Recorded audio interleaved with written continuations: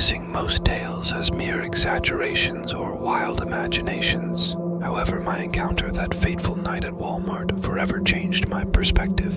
I've never been one for late-night shopping, but my wife's sudden craving for pickles during her pregnancy left me no choice. The store was eerily quiet, the usual humdrum of activity replaced by an unsettling silence. The bright fluorescent lights flickered ominously overhead, casting an otherworldly glow on the empty aisles. I found myself hurrying down the aisles, clutching the jar of pickles tightly, eager to leave the unsettling atmosphere.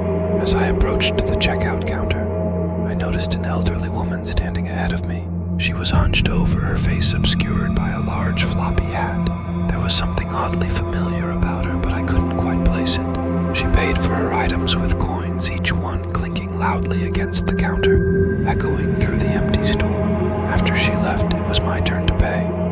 But as I approached the counter, the cashier's eyes widened with fear. She pointed to a spot behind me, her face drained of all color.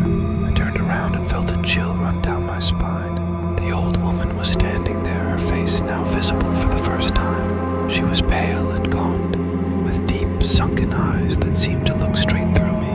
Her lips were moving, but no sound came out. I could feel a cold breeze despite the store's heating, and my heart began to race. The cashier whispered a terrified prayer as I turned to run. I raced through the store, my footsteps echoing loudly in the silence. As I rounded a corner, I slammed straight into someone. I stumbled back, tripping over my own feet and landing hard on the floor. I looked up to see who I had collided with, but there was no one there. I got up and continued running, but every corner I turned, the old woman was there, standing silently, watching me.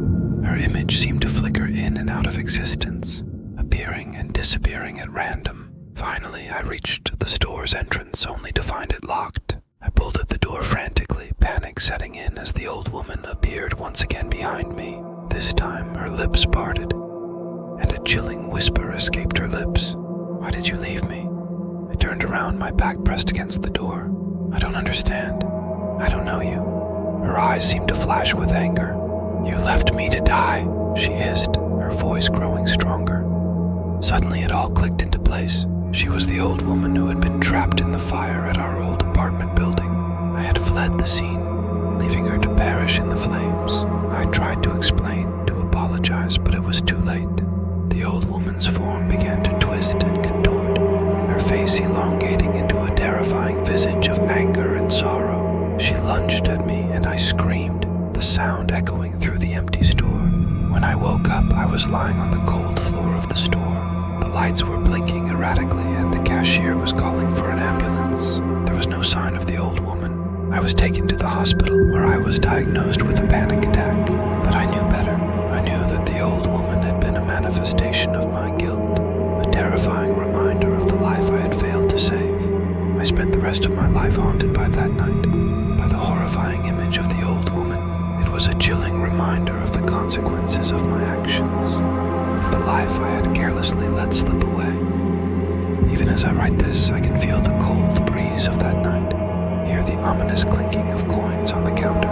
The memory will forever haunt me, a true horror story that began in the aisles of Walmart.